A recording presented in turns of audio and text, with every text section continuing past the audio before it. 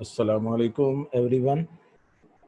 Students आते जाएंगे। अभी हम चैप्टर स्टार्ट करते हैं क्योंकि हमने आपसे रीडिंग भी करानी है, तो आज हनादी से रीडिंग कराते हैं। चैप्टर का दूसरा हिस्सा हम आज पढ़ेंगे। पहला हिस्सा ख़त्म हो गया था, यानी हाफ हिस्सा 24 पेज है और 3rd लाइन से शुरू करें। ठीक है, तो चलिए हनादी आप रीडिंग कीजिए।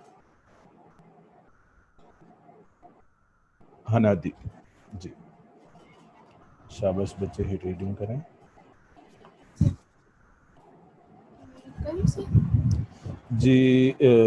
24 पेज है और तीसरी लाइन है 24। यहाँ ये समझ लेना ज़रूरी है। यहाँ ये समझ लेना ज़रूरी है कि दुनिया में कौमियत की तश्कील की बुनियादें दो बुनियादें हैं। एक वो जो मगरबी मफ़क्रीन ने कायम की है, दूसरी वो जो रसूल मकबूल सल्लल्लाहु अलैहि वसल्लम की कायम की हुई है। इधर आप ना नंबरिंग कर लें सारे बच्चे। नंबर 1 जो 1 लिखा हुआ है उस पर नंबर 1 लिख दें, शाबाश। और अभी जो दूसरी लिखा हुआ है उस पर नंबर 2 लिख दें, बस 1 और 2। चलिए पढ़ते जाइए आगे। अहले मगरिब ने ख़ानदानी, नस्ली और कबायली बुनियादों में ज़रा वसाअत पैदा करके कौमियत की बुनियादें जोग्राफियाई हदूद पर इस्तवार की और कहा कि कौम वतन से बनती है। हाँ, अहले मगरिब ने, जो मगरबी मुफक्किरीन थे ना, उन्होंने क्या किया कि जो बुनियाद है कौमियत की वो ख़ानदान पर रखी, नस्ल पर रखी और कबायली बुनियादों पर रखी, यानी ट्राइब्स। कबायली आप इंग्लिश में कहते हैं ना, ट्राइब्स, ट्राइबल जो चीज़ें होती हैं, ज़रा वुसअत पैदा करके थोड़ा सा उसको ज़्यादा स्प्रेड करके फैला के कौमियत की बुनियादें किस पर रख दी? जोग्राफियाई हुदूद पर रख दी। जोग्राफियाई हुदूद का क्या मतलब होता है? जोग्राफिया जानते हैं ना, जियोग्राफिकल जो लिमिट्स होती हैं, हुदूद। जैसे हमारा पाकिस्तान है ना, इसकी भी सरहदें हैं, जोग्राफिया है। और कहा कि कौम वतन से बनती है। तो अहले मगरिब का क्या नज़रिया था? कौम वतन से बनती है। और आप सल्लल्लाहु अलैहि वसल्लम ने क्या दिया था नज़रिया? वो थोड़ी देर बाद आ रहा है अगले पैराग्राफ से। चलिए जी आगे पढ़िए। इस नज़रिए की वजह से दुनिया के इंसानों के दरमियान तबाही का जो दरवाज़ा खुला वो 2 आलमी जंगों के होने से बखूबी ज़ाहिर है। ये वतनी कौमियत ही की बुनियाद पर लड़ी गई थी और ये वतनी कौमियत जनूबी एशिया के मुसलमानों को तहफ़्फ़ुज़ देने में तो बिल्कुल ही नाकाम थी, क्योंकि जनूबी एशिया के मुसलमान इस नज़रिए के तहत एक मजबूर अक़लियत बन जाते हैं।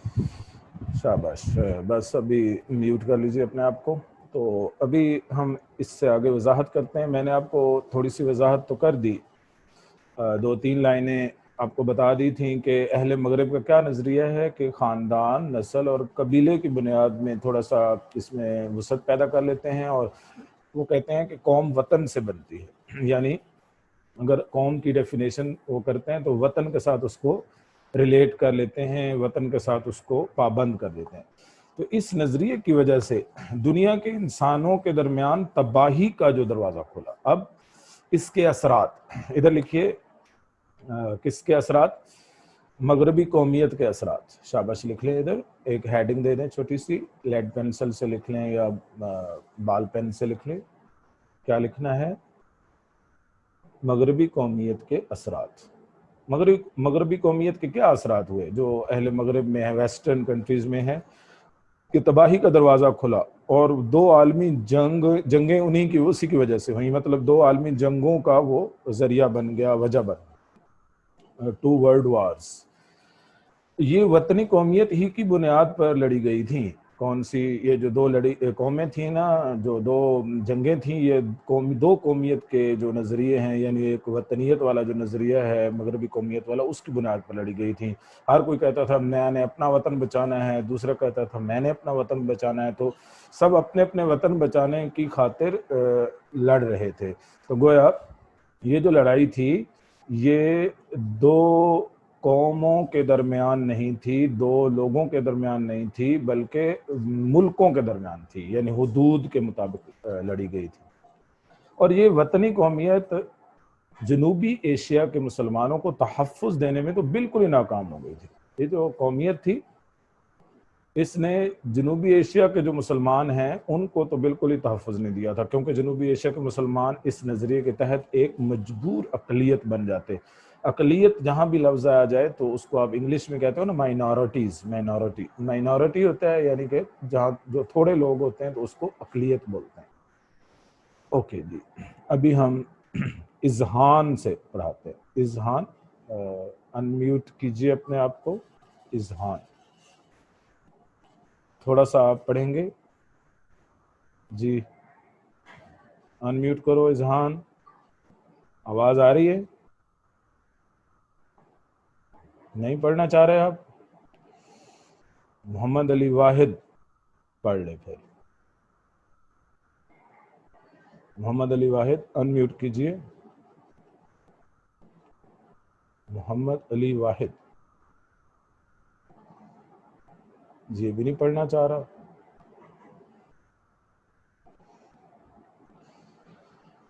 اوکے، تو ہم سبیحہ سے پڑھا لیتے ہیں. چلو سبیحہ آپ پڑھ لیں، ریڈنگ کر لیں. کلاس میں بھی یہ اسی طرح کرتے ہیں، بوائز کو ریڈنگ کے لیے کہا جائے تو یہ بھاگتے ہیں ریڈنگ سے. ریڈنگ سے نہیں بھاگنا چاہیے. جی سبیحہ انمیوٹ کیجئے اپنے آپ کو. السلام علیکم سر. وعلیکم السلام. سر کدھر سے ریڈ کرنا ہے؟ جی آپ نے ریڈ کرنا ہے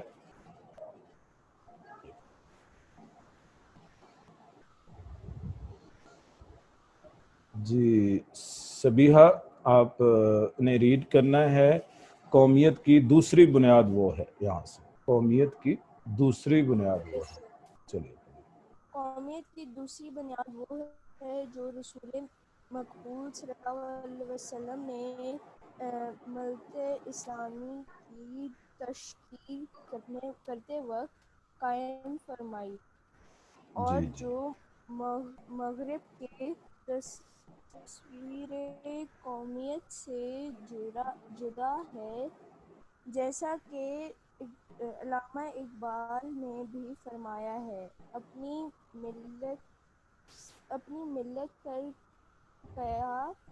قیاس اقوام مغرب سے نہ کر، خاص ہے ترکیب میں قوم رسول صلی اللہ علیہ وسلم ہاشمی ان کی جمعیت کا ہے. ملک و نسب پر انحصار قوت مذہب سے مستحق ہے. جمعیت تیری. ہاں ٹھیک ہے. بس بہت شکریہ، بہت شکریہ. آپ نے دیکھے نا سبھی آپ نے پڑھا ہے، میری بات مانی، آپ نے پڑھا، حالانکہ آپ کو مشکل بھی پیش آ رہی تھی، لیکن بہت ہم انکریج کر رہا ہوں میں آپ کو سمجھ لیں میں تھپکی دے رہا ہوں، آپ کو شاباشی دے رہا ہوں. یہ جو باقی بوائز ہیں جن کو میں نے ابھی پڑھنے کے لیے کہا اور انہوں نے ذرا سی تکلیف برداشت نہیں کی, انہیں شرم آ رہی تھی شاید.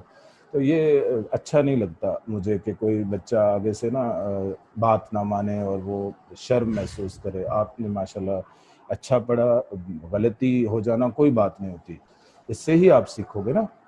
بہت اچھا ماشاءاللہ, کوئی بات سر نہیں. آپ کل بھی مجھے کہہ رہے تھے لیکن وہ انمیوٹ نہیں ہو رہا تھا. اچھا کوئی بات نہیں, میں آپ سے آخری پیراگراف آپ سے دوبارہ پڑھاؤں گا, ٹھیک ہے, تیار رہیے گا.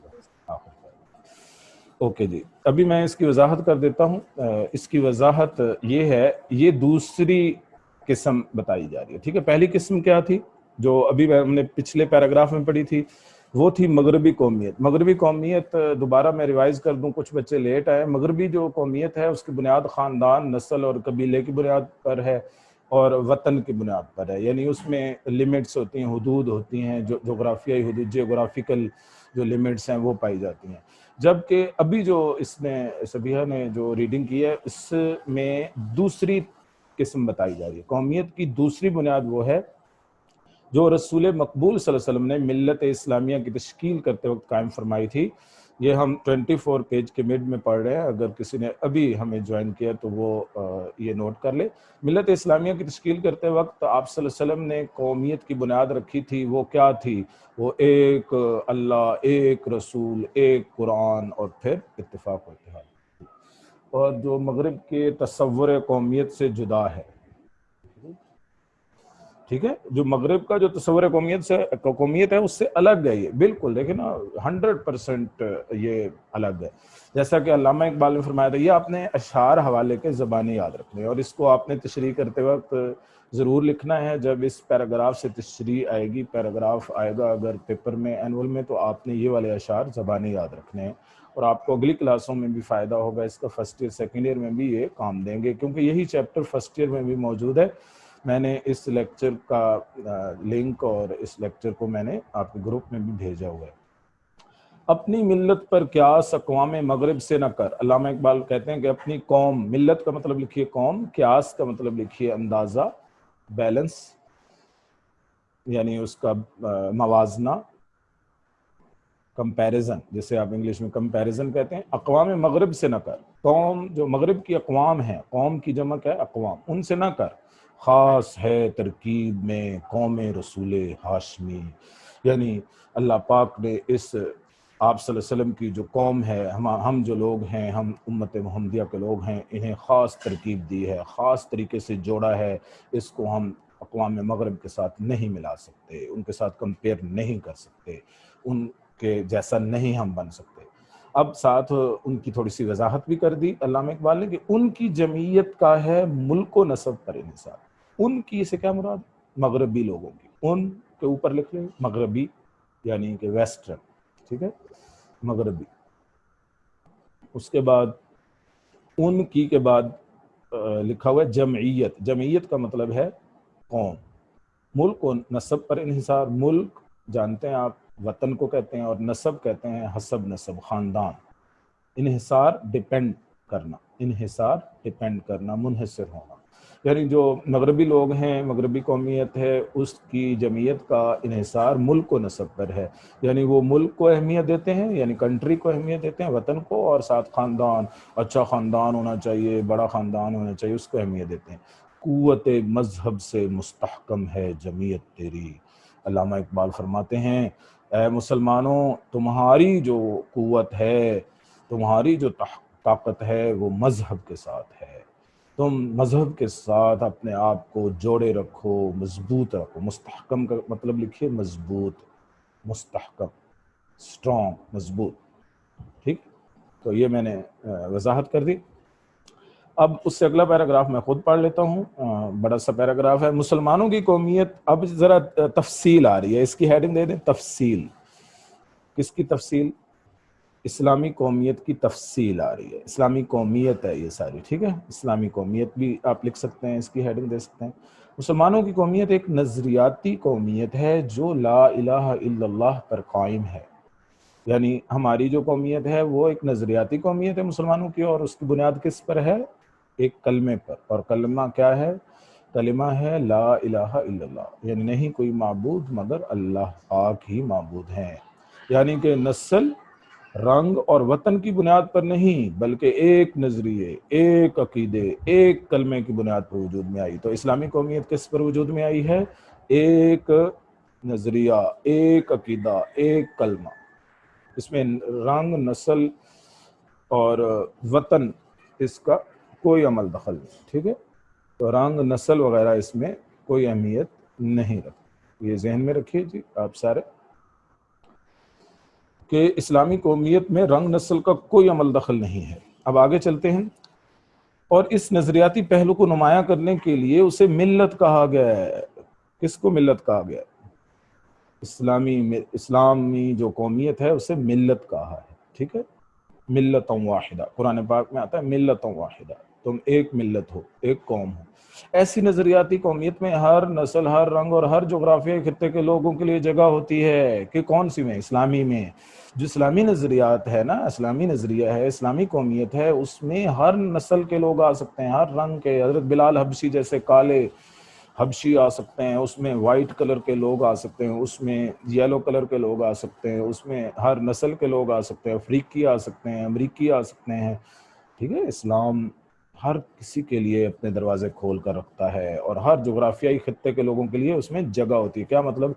ہر جغرافیکل جو کنٹریز ہیں جو کسی بھی جگہ پہ واقع ہے، چاہے انٹارکٹیکا میں ہو، چاہے کسی جگہ کے کسی بر اعظم میں ہو، تو سب کے لیے اسلامی قومیت میں جگہ ہوتی ہے۔ اسلام ایک یونیورسل مذہب ہے، ایک عالمگیر مذہب ہے، ٹھیک ہے؟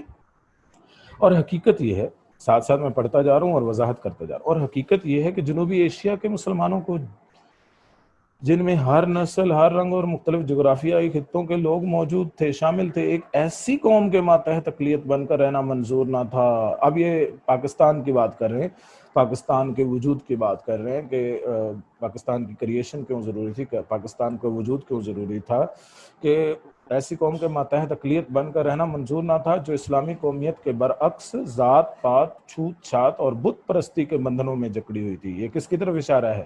ہندوؤں کی طرف اشارہ ہے۔ ذات پات، چھوت چھات کے ساتھ لکھیے ہندو قوم، یعنی مسلمان اپنی الگ شناخت بنانا چاہتے تھے، وہ ہندوؤں کے ساتھ نہیں رہنا چاہتے تھے، وہ تو ذات پات اور نسل پرستی کے پجاری ہیں، بت پرستی کرتے ہیں، چھوت چھات پر یقین رکھتے ہیں۔ چنانچہ انہوں نے اپنی جداگانہ قومیت یعنی اسلامی قومیت کی بنیاد پر اپنے لیے ایک جدا وطن کا مطالبہ کیا۔ مسلمانوں نے کہا کہ ہمارا الگ وطن ہونا چاہیے جس میں وہ اپنے عقیدے، اپنے نظریہ زندگی، اپنے طرز معاشرت کے مطابق زندگی گزار سکیں، یعنی ایسا وطن ہونا چاہیے جس میں ان کا نظریہ ہو، زندگی کا الگ، اپنا معاشرہ ان کا الگ ہو، تو اس کے مطابق زندگی گزاریں، اور ایک مسلمان کی حیثیت سے دور جدید کے چیلنج کا مقابلہ کر کے اپنے مستقبل کو سنوار سکیں۔ یعنی ایک مسلمان بن کر وہ جدید دور جو آج کل کا ماڈرن جو چیلنج ہے اس کا مقابلہ کر سکیں اور اپنے مستقبل کو سنوار سکیں، یعنی ان کے لیے الگ وطن کی ضرورت تھی۔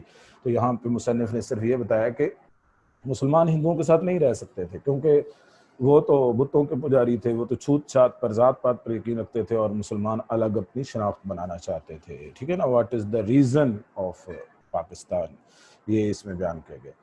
اب ہم 24 پیج کی لاسٹ لائن پہ ہیں۔ ہمیں اس بات کو بھی اچھی طرح ذہن نشین کر لینا چاہیے کہ نظریہ پاکستان میں اسلامی زندگی اور قدروں کا تصور بنیادی حیثیت رکھتا ہے۔ نظریہ، اب یہاں پہ نظریہ پاکستان آ رہا ہے، اس کے اوپر لکھیے، ہیڈنگ دیجیے یہاں سے 24 پیج کی لاسٹ لائن پہ نظریہ پاکستان، یہاں سے ایکچوئل چیپٹر کے پوائنٹس شروع ہو رہے ہیں۔ باقی تو پیچھے تو پاکستان بننے کا پورا عمل بیان کیا گیا، اس کے بعد پاکستان بننے کے بعد پھر قومیت کی 2 بنیادیں بتائی گئیں، اور ابھی کیا بتایا جا رہا ہے؟ نظریہ بتایا، نظریہ۔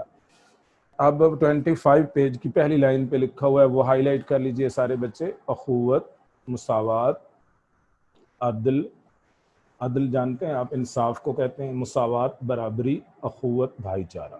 اخوت کا مطلب لکھیے بھائی چارہ، مساوات برابری، عدل انصاف، دیانت، دیانتداری جو ہوتی ہے یعنی کہ اچھا سلوک، خدا ترسی یعنی دوسروں کی مدد کرنا، ہمدردی کرنا، انسانی ہمدردی، اور عظمت کردار کے بغیر، عظمت کردار کے بغیر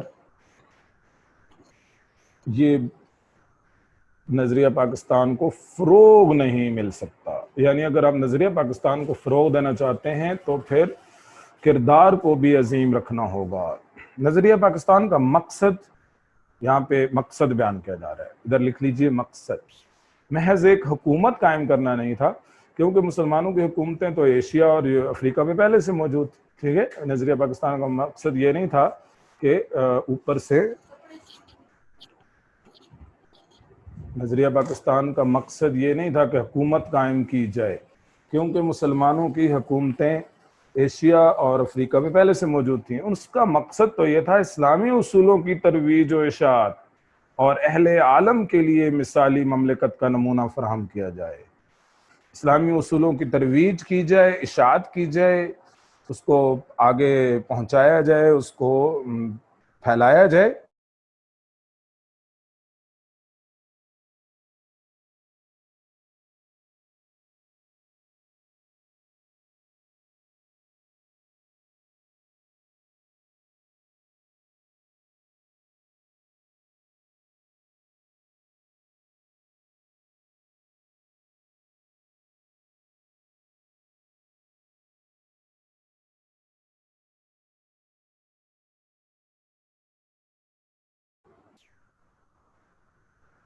نظریہ پاکستان کا مقصد اسلامی اصولوں کی ترویج و اشاعت اور اہل عالم کے لیے، اہل عالم مطلب دنیا والوں کے لیے، مثالی مملکت کا نمونہ فراہم کرنا ہے. یعنی نظریہ پاکستان یہ نہیں تھا کہ بس الگ ملک قائم کر لو، ملک تو پہلے بھی موجود تھے. صرف یہ تھا مقصد کہ ایسا علاقہ ہونا چاہیے جہاں پہ ہم اسلامی اصولوں کے مطابق زندگی گزار سکیں، مثالی مملکت قائم کر سکیں. اب اگلا پیراگراف شروع ہو رہا ہے. پاکستان قائم کرنے کا فیصلہ ہندوؤں کو بہت ناگوار گزرا. یہ فیڈرل بورڈ آبجیکٹیو ہے، اس کو ہائی لائٹ کر لیجئے. پہلی لائن، پہلا جملہ، پہلا فقرہ، ٹھیک ہے، یہ والا. پاکستان قائم کرنے کا فیصلہ کس کو ناگوار گزرا؟ پیپر میں آئے گا تو آپ نے کیا لکھنا ہے؟ ہندوؤں کو. انہوں نے پوری کوشش کی کہ یہ مملکت قائم نہ ہونے پائے. انہوں نے کوشش کی کہ یہ نہ بنے ملک. ان کے پاس دولت اور طاقت تھی، جنوبی ایشیا میں ان کی اکثریت بھی تھی، ٹھیک ہے، وہ زیادہ تھے تعداد میں.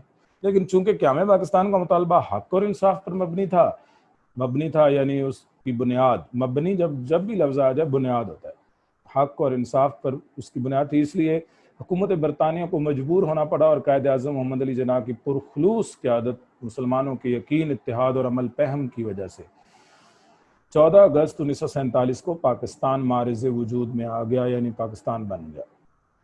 یقین، اتحاد اور عمل پہم.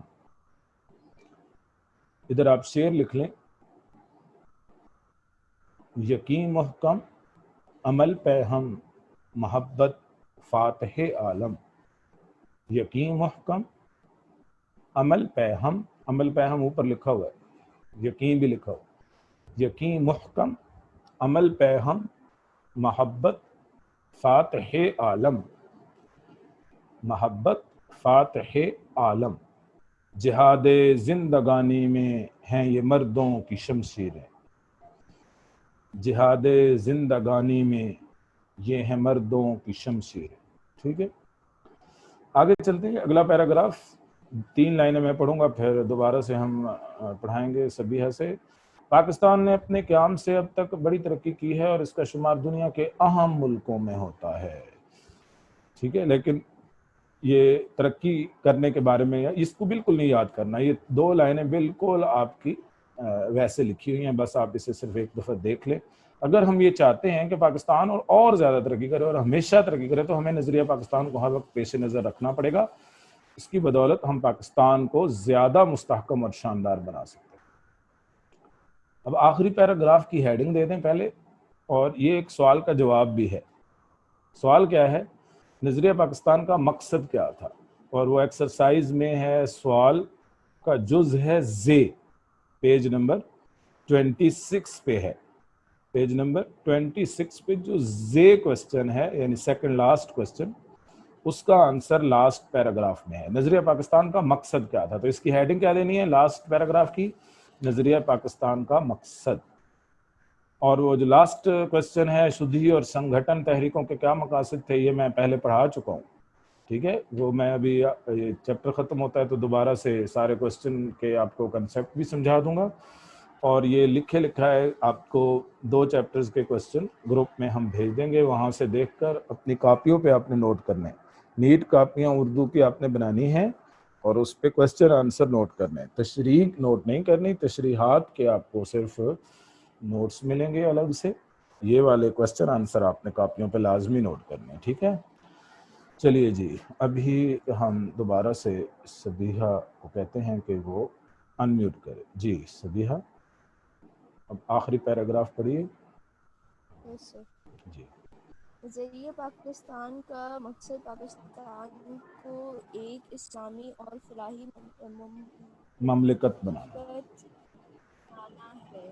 ہمیں ایسا کوئی قدم نہیں اٹھانا چاہیے جس کی وجہ سے خدا اور اس کے رسول صلی اللہ علیہ وسلم کے سامنے شرمندہ ہونا پڑے۔ ہمارا جینا اور مرنا پاکستان کے لیے ہونا چاہیے۔ قومی مفاد کے سامنے ذاتی مفاد کو دل سے نکال دینا چاہیے۔ ہر قسم کی گروہ بندی سے بالاتر ہو کر تمام پاکستانیوں کی فلاح و بہبود کی کوشش کرنا نظریہ پاکستان کو فروغ دینا ہے۔ اگر ہم نے نظریہ پاکستان کو پیش نظر رکھا اور اپنی سیرت اور کردار کو اس کی مطابق ڈھالنے کی کوشش کی تو دنیا کی دوسری قوموں میں بھی ہمیں امتیاز حاصل ہوگا اور ہم اسلامی اصولوں کی روشنی میں پاکستان کو توانا مستحکم، شاندار اور پرعظمت بنانے میں پوری طرح کامیاب ہوں گے انشاءاللہ۔ شاباش شاباش، بہت بہت شکریہ، آپ نے بہت اچھی ریڈنگ کی۔ ابھی میں اس کی وضاحت کر دوں، آخری جو پیراگراف ہے اس سارے سبق کا نچوڑ ہے، اس لیے آپ سب لوگوں نے آخری پیراگراف کو اچھے طریقے سے سمجھنا ہے کہ نظریہ پاکستان کا مقصد تھا کہ پاکستان کو ایک اسلامی اور فلاحی مملکت بنایا جائے، اسلامی بھی اور فلاحی بھی مملکت بنایا جائے۔ ہمیں ایسا کوئی قدم نہیں اٹھانا چاہیے جس کی وجہ سے خدا اور اس کے رسول صلی اللہ علیہ وسلم کے سامنے شرمندہ ہونا پڑے، یہ بھی اس نظریہ پاکستان کا مقصد ہے۔ ہمارا جینا اور مرنا پاکستان کے لیے ہونا چاہیے، ہم اللہ اور اس کے رسول کے احکامات کے سامنے اپنے آپ کو جھکائے رکھیں، ہمارا جینا ہمارا مرنا اسی پاکستان قومی مفاد کے سامنے ذاتی مفاد کو دل سے نکال دینا چاہیے۔ یہ آپ پوائنٹ ٹو پوائنٹ آپ یاد رکھیں گے، یہ نمبرنگ بے شک آپ دے سکتے ہیں۔ سب سے پہلا آپ لکھ لیں گے پاکستان کو اسلامی اور فلاحی مملکت بنانا، نمبر 1 لکھ لیں، اور دوسرا لکھ لیں ہمارا جینا اور مرنا پاکستان کے لیے ہونا چاہیے 2۔ نمبر 3 لکھ لیں قومی مفاد کے سامنے ذاتی مفاد کو دل سے نکال دینا چاہیے، یہ نمبر 3۔ جہاں نیشنل ہو کنسنسس، آپ کو بولتے ہوں گے انگلش کا لفظ، تو جہاں قومی مفاد ہو اس کے سامنے ذاتی مفاد کو نہیں دل میں رکھنا چاہیے کہ بھئی اپنے آپ کو بس امیر ترین کرتے جاؤ، کرپشن کرتے جاؤ، یا اپنے آپ کو بڑا بنا لو بس، اور پاکستان کو کسی قسم کا مفاد نہ دو۔ ہر قسم کی گروہ بندی سے بالا تر ہو کر، کسی قسم کی گروہ بندی نہیں ہونی چاہیے، فرقہ بندی نہیں ہونی چاہیے، بالا تر ہو کر یعنی دور ہو کر۔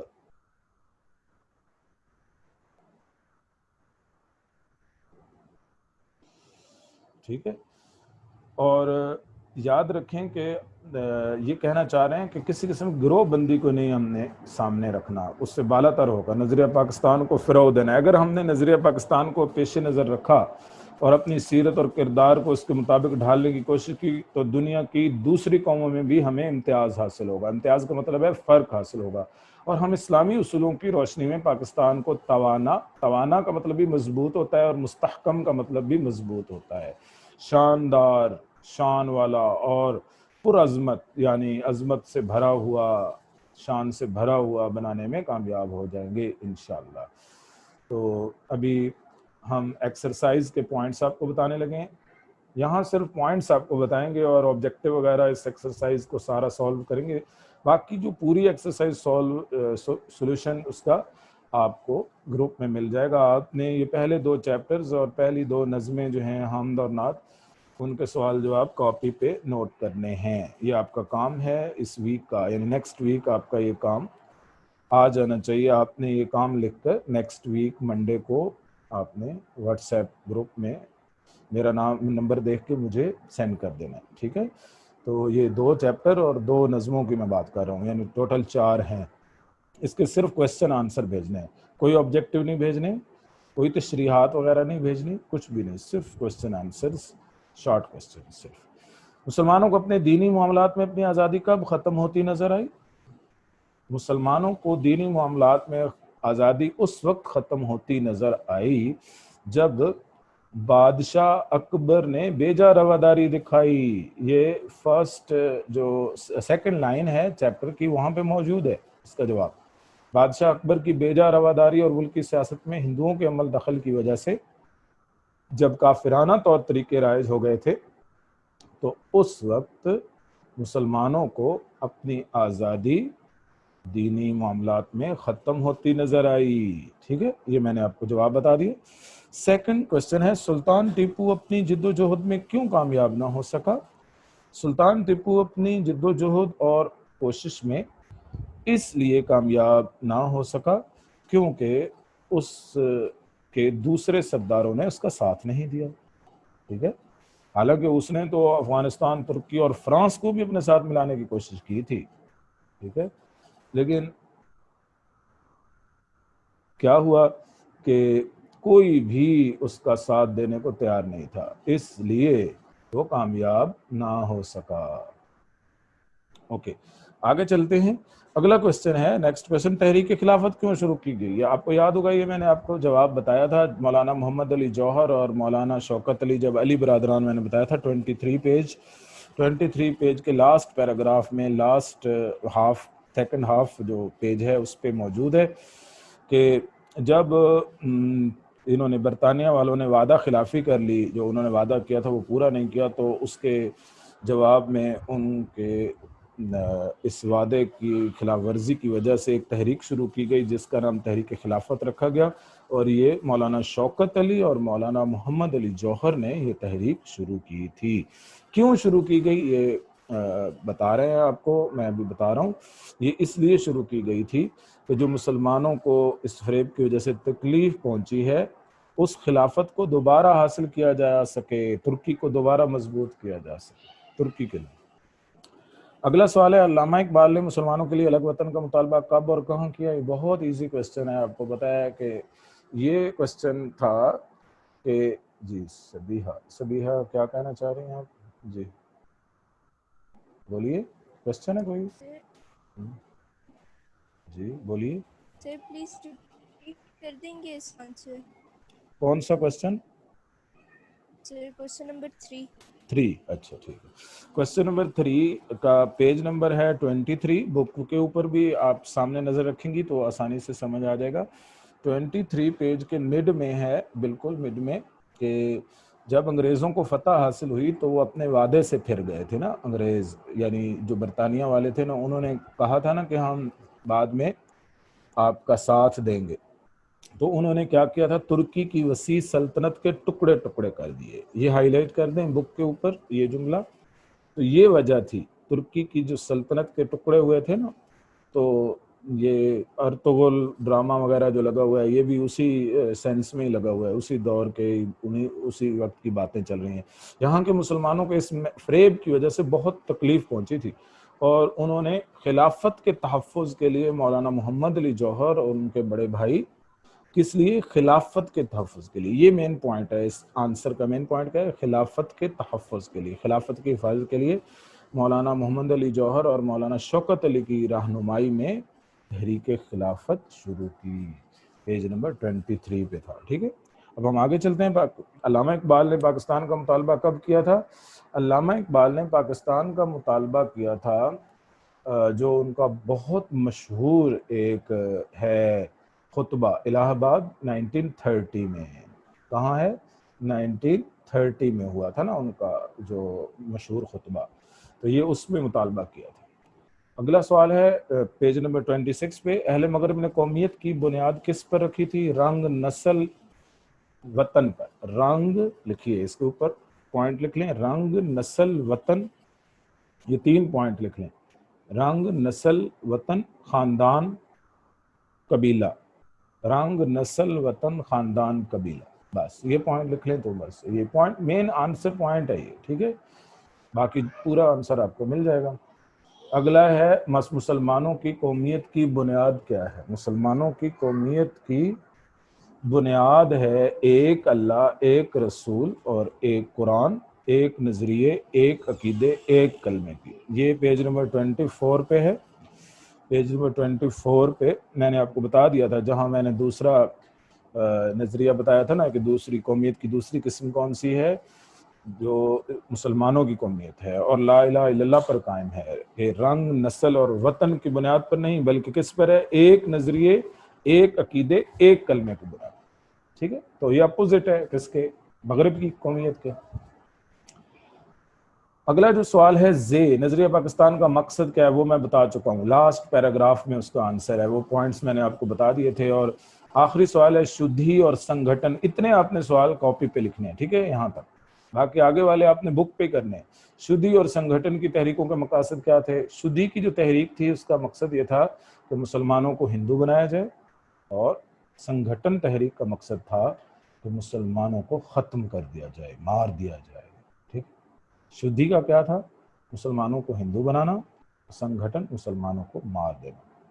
اور یہ جملوں میں استعمال والا جو اگلا سوال ہے یہ ڈیلیٹڈ ہے, یہ والے جملے نہیں آتے بلکہ آپ کے محاورات والے جملے آتے ہیں. وہ میں آپ کو بتا دوں گا کون سے جملے ہیں, وہ ہم صرف وہی کریں گے جو پیپر میں آتے ہیں. فضول ہم جملے نہیں کریں گے کہ آپ ایسے دماغ اپنا خراب کرتے رہو. آگے نمبر 3 کوسچن بھی ڈیلیٹڈ ہے, یہ پنجاب کی جو بورڈز ہیں اس میں آتا ہے, فیڈرل بورڈ میں نہیں آتا. سبق کا خلاصہ اپنے الفاظ میں. اب آبجیکٹو کر لیں. پہلا آبجیکٹو ہے سبق کے مصنف کا نام کیا ہے؟ تو آپ نے کس پہ ٹک کرنا ہے؟ آپ نے ٹک کرنا ہے ڈاکٹر غلام مصطفیٰ خان, یہ سبق کے مصنف ہیں. ڈاکٹر یعنی سیکنڈ آپشن. اکبر کے دور میں دین کی سربلندی کے لیے کس نے سختیاں جھیلی تھیں؟ حضرت مجدد الف ثانی رحمۃ اللہ علیہ. ٹھیک, فرسٹ ون. آگے جیم والا میں نے آپ کو جیسے کہ بتایا تھا, جیم 2019 میں آ چکا ہے, اس لیے یہ اوپر والا آ سکتا ہے بے آپ کو ابھی 2021 میں نا. ٹھیک ہے.